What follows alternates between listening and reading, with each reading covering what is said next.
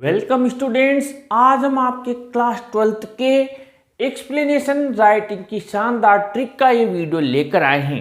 लेकिन मैं आपको इस वीडियो के स्टार्टिंग में बता देता हूँ, मैंने एक्सप्लेनेशन के आपके हर स्टूडेंट की कैटेगरी के अनुसार अलग अलग राइटिंग एक्सप्लेनेशन राइटिंग के वीडियोज बनाए हुए हैं। अगर आप 100 आउट ऑफ 100 मार्क्स एक्सपेक्ट करते हैं कि नहीं मुझे 100 में से 100 लाना है, तो प्लीज़ आप हमारे दूसरे जो एक्सप्लेनेशन राइटिंग के वीडियोज हैं उन्हें देखिए, क्योंकि ये वीडियो मैंने विशेष रूप से उन स्टूडेंट्स के लिए बनाया है जो कि या तो अत्यधिक वीक हैं या फिर टाइम नहीं मिला, उनकी जो भी परिस्थिति रही हो, लेकिन उनका साल बच जाए, उनका ईयर बच जाए और उनको मार्क्स मिल जाए। इसी के लिए मैंने ये वीडियो बनाया है, क्योंकि टॉपर्स के लिए, इंटेलिजेंट स्टूडेंट्स के लिए खूब सारे वीडियो बनाते हैं। आज का ये वीडियो उन्हीं के लिए डेडिकेटेड है, उन्हीं को समर्पित है जो स्टूडेंट्स बहुत कमज़ोर हैं और जो केवल पास होने में भी बहुत ज़्यादा खुश होने वाले हैं कि यार मेरी बिल्कुल तैयारी नहीं थी, मुझे ये चीज़ मिल गई, मैं पास हो जाऊंगा, मेरा साल बच जाएगा, मैं इसमें कुछ मार्क्स लेकर आऊँगा। क्योंकि मैं ये मानता हूँ कुछ भी नहीं लिख कर आने से बहुत अच्छा होता है हम कुछ लिख कर आएँ, और जो बोर्ड का पैटर्न है उस पैटर्न के अनुसार मैं आपको जो चीज़ बता रहा हूँ, जिस हिसाब से कॉपी चेक होती है, किस किस के मार्क्स होते हैं, और अगर हम ये भी लिख देंगे तब भी हमारे सीधा क्रॉस नहीं लगेगा।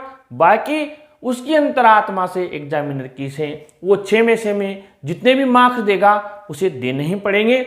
सबसे पहले तो मान लीजिए स्टेंज आया, आपके जो कोर्स में आपके पोएम से ज़्यादा नहीं है, 5 पोएम है, तो 5 के पोएम के आप इतना सा कर लीजिए, पोएम का नाम तो आपको दिख ही जाएगा। एक पोइट का नाम आप याद कर लीजिए, यानी पोएम जैसे माय मदर 866 है तो कमला दास याद कर लीजिए। आपके अ थिंग ऑफ ब्यूटी है तो जॉन कीट्स याद कर लीजिए। अ रोड साइड स्टैंड है तो रॉबर्ट फ्रॉस्ट याद कर लीजिए, क्योंकि वो आपको 1 से 1.5 अंक तो केवल पोइट का नाम और पोएम का नाम लिखने का मिलेगा। आइए स्टार्ट करते हैं। मान लीजिए स्टेंज आया, आपको ABCD भी नहीं पता कि ये क्या इसकी ट्रांसलेशन है, इसकी क्या एक्सप्लेनेशन लिखनी है, मुझे तो कुछ भी नहीं पता। पर हाँ ये पता है कि ये मेरे अ थिंग ऑफ ब्यूटी से आया है, या किसी से हमने पूछ भी लिया कि भैया ये तो बता दे यार ये पोएम का स्टेंजा कौन सी पोएम से आया है, एक्सप्लेनेशन तो मैं लिख दूंगा, मुझे इतना पता लग जाए कि ये पोएम है कौन सी, तो आपको इतना सा पता लग गया कि ये तो अ थिंग ऑफ ब्यूटी है। चलो ठीक है जी, अ थिंग ऑफ ब्यूटी मैं लिखता हूँ। सबसे पहले तो स्पेलिंग याद कर लीजिए रेफरेंस की, क्योंकि एग्जामिनर सोचेगा इसको तो रेफरेंस की स्पेलिंग लिखना नहीं आता, ये क्या लिखेगा, तो रेफरेंस की स्पेलिंग याद कर लीजिए। अब आपने ये कॉमन लाइन है, देखिए दीज लाइन से मैंने जानबूझ के बड़ी लिखी हुई है, बस इसमें आपको पर आपके याद क्या रखना है, आपको अ थिंग ऑफ ब्यूटी पोएम का नाम और जॉन कीट्स पोइट का नाम, इतना तो याद रख लो कि बाकी ये तो कॉमन है। दीज लाइन से वो been taken from the poem, सब में ये तो जानबूझ के लिखा हमने, नहीं तो हम these lines are from John Keats poem a thing of beauty भी लिख देते, पर उसमें हमारी लाइन कम भरेगी, तो इसमें हमने सोचा कि ये तो कॉमन लिख देते हैं, ये तो बच्चे के हर पोएम में लिखनी है। दी लाइन से वो been taken from the poem, poem का नाम आपने लिख दिया। Composed by the poet, poet का नाम लिख दिया, ठीक है, ये तो सब लिख देंगे। कितना भी कमजोर बच्चा हो ये तो आप 10 बार लिखकर देख लीजिए कि भैया दी लाइन से वो been taken from the poem, मुझे पोएम का नाम लिखना है, composed by the poet, poet का नाम लिखना है, ठीक है। आगे बढ़े, कॉन्टेक्स्ट। अब कॉन्टेक्स्ट हर पोएम का अलग रहेगा, बड़ी बात तो ये है।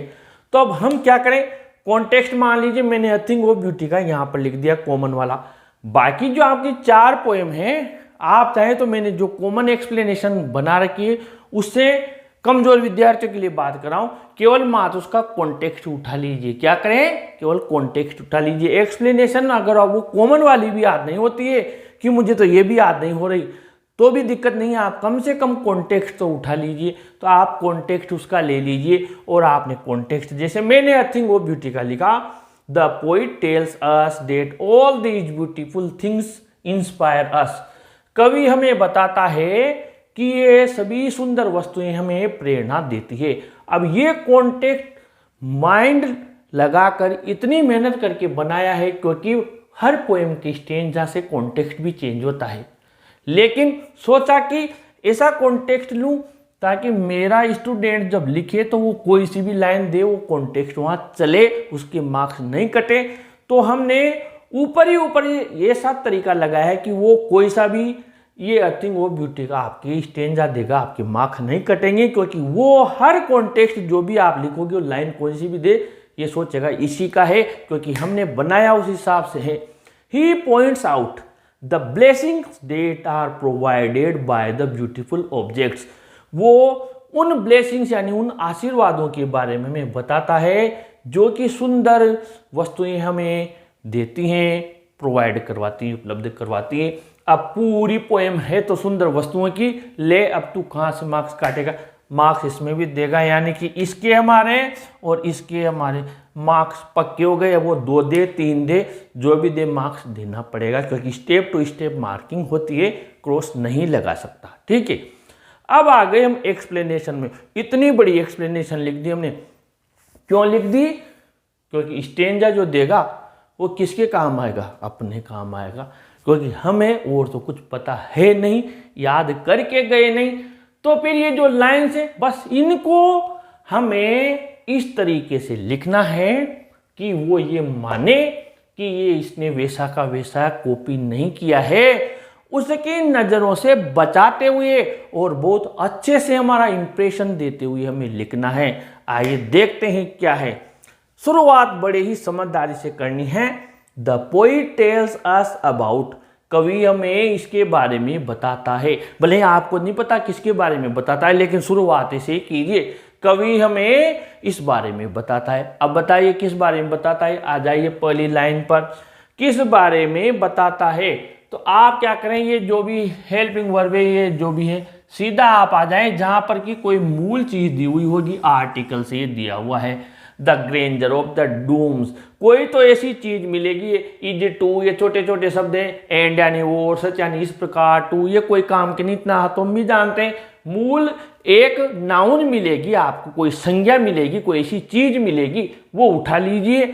और आपने लिख दिया the poet tells us about, और ये हमने लिख दिया the grandeur of the dooms, यानी कि कवि हमें जो डूम्स यानी कयामत के समय जो लोग शहीद हुए उनके वैभव, उनकी महिमा के बारे में, उन वीरों की महिमा के बारे में हमें बताता है। यानी कि महान वीर जो इस दुनिया में नहीं है उनके वैभव महिमा के बारे में बताता है। ये तो मैंने आपको ट्रांसलेशन किया है, पर आपको समझ में नहीं आएगा तब भी आपका सही जाएगा। आगे बढ़े।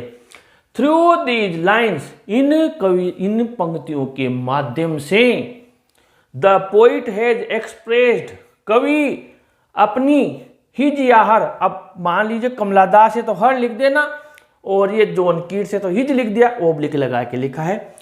इन पंक्तियों के माध्यम से कवि उसकी भावनाएं, उसके भावों को व्यक्त करता है। किसके बारे में? अबाउट तक ये कॉमन है। वापस फिर आ जाइए, कहां पर आ गए हम? ऑल माइटी टेल्स, देखिए ऑल, यहां पर all lovely tales that we have heard और रीड इन, देखिए केवल एक लाइन ये ले ली, अब ये ले ली, इसको छोड़ दिया हमने। ऑल लवली टेल्स ये ले ली उन, अब मैं भी इसका समाधान भी बता, इसका ट्रांसलेशन भी समझाऊंगा, पर आप ये देख लीजिए कि the poet has expressed his feelings about, उसने अपनी भावनाएं व्यक्त की है। अभी मैं ये स्टेंजा जो आपके रोड साइड स्टैंड का लिया है, ये यहाँ कैसे चलता है ये भी बताऊंगा। नहीं तो आप ये भी सोच सकते हैं सर ये तो इसमें चल गया, ये और दूसरा नहीं चला, तो क्या करेंगे, मैंने इसलिए ये भी लिया है, अभी ये भी समझाऊंगा कैसे होगा। तो हमने क्या किया, यहाँ पर लिख दिया, ये जो अंडरलाइन की हुई है, ध्यान से समझना, जो अंडरलाइन की हुई है ये तो हमें घर से याद करके कंप्लीट यहाँ अपने माइंड में रख कर लेकर जानी है, और ये क्या करनी है, पेपर में जो आएगी उनको उठाना है। तो हमने क्या किया, फीलिंग्स अबाउट, और ये ले ली all lovely tales that we have, यहाँ पर हर्ड और रीड। अब वापस लिख दिया in a very simple and brilliant manner, यानी कवि ने उसकी भावनाओं को बहुत ही सहज और शानदार तरीके से व्यक्त किया है। किसकी भावनाएं? सभी ये प्यारी लवली सुंदर टेल्स यानी गाथाएं जो हमने सुनी या पढ़ी हैं के बारे में देखिए, इतना शानदार चल रहा है यहाँ पर। अब वापस द पोइट डिस्क्राइब्स, कवि वर्णन करता है। आप लिख रहे हैं ये, अब कहीं भी ये नहीं लग रहा कि ये कॉपी कर रहा है। The poet describes very effectively about, कवि बड़े ही प्रभावशाली तरीके से हमें बताता है कि, वर्णन करता है कि, देखिए आप लिख रहे हैं। अब क्या प्रभावशाली है, यहाँ से उठा लिया, ये मैंने बोला ना, ये आर्टिकल इनको छोड़ देना, डायरेक्ट यहाँ से उठाना। एंडलेस फाउंटेन, और कहाँ तक लिख दिया? ब्रिंक तक लिख दिया। अब देखिए क्या बना, इसका हिंदी अर्थ भी बताता हूं। कवि जो अनंत झरना बह रहा है, अमर इमोर्टल ड्रिंक यानी अमृत का जो हमारे ऊपर स्वर्ग के मुहाने से गिर रहा है, उसके बारे में बहुत ही प्रभावशाली तरीके से वर्णन करता है। अब बताइए कहाँ गलती हो गई, कहाँ गलती हो गई? आपने तो बहुत ही अच्छा लिख दिया, इतना शानदार लिख दिया कि आपने रेफरेंस, कॉन्टेक्स्ट, एक्सप्लेनेशन भैया राइट कर और मार्क्स दे। अब आगे बढ़ते हैं, दूसरा आ गया तो क्या करेंगे? ये आ गया, मान लीजिए द लिटिल ओल्ड हाउस, तो वही रेफरेंस में the lines have been taken from the poem, poem change हो गई। Roadside stand composed by the poet, poet change हो गया रॉबर्ट फ्रॉस्ट। ये हम घर से याद करके जाएंगे। कॉन्टेक्स्ट का मैंने बताया 2-3 लाइन, 2-2.5 लाइन आप कंप्लीट, देखो जितना घर से याद कर सको उतना याद कर लीजिए, क्योंकि ये बहुत काम आएगा। और आपने ये याद कर लिया कॉमन वाला, मैंने हर कॉमन एक्सप्लेनेशन में आप चाहें तो पोएम का नाम common explanation by English Guru Mahesh Sharma search कर लीजिए, कॉन्टेक्स्ट उठा लीजिए। अब आगे एक्सप्लेनेशन पर कैसे यूज करना है समझ लेना ध्यान से। ये 6 अंक हमारे बहुत ही ज़्यादा कीमती है, और इसके अलावा ये चीज़ आपके क्वेश्चन आंसर में भी यूज में आ सकती है। तो आइए देखते हैं explanation. The poet tales us about, कवि हमें बताता है, किसके बारे में बताता है? मैंने क्या बोला, संज्ञा उठा लीजिए। द लिटिल ओल्ड हाउस किसके बारे में बताता है? द लिटिल ओल्ड हाउस के बारे में बताता है। या आपको नहीं आता है तो आप फिर क्या करें, पूरी लाइन उठा लीजिए। ये कवि हमें बताता है अबाउट के बारे में कि, अब देखना आपने ये पूरा लिख दिया, न्यूसेड तक क्या बना, वो छोटा प्राचीन पुराना मकान जो एक छोटी सी दुकान आगे निकाली हुई है, नई शेड यानी छाया की हुई है, जैसे टिन शेड होता है, ऐसे घर के सामने एक छाया की हुई है सामने आगे, इसके बारे में बताता है। The poet tells us about, और हमने पूरा लिख दिया ये न्यू शेड तक। ठीक है, अब आगे बढ़ते हैं। ये लाइन यहाँ पर हो गई न्यू शेड तक। थ्रू दीज लाइन्स, कवि इन पंक्तियों के माध्यम से उसकी भावनाएं व्यक्त करता है। अबाउट किसके बारे में भावनाएं व्यक्त करता है? आपने, मैंने कहा एक लाइन छोड़ देना, अ रोड साइड स्टैंड किसके बारे में? मैंने कहा संज्ञा उठा लेना, अ रोड साइड स्टैंड के बारे में अपनी भावनाएं व्यक्त करता है।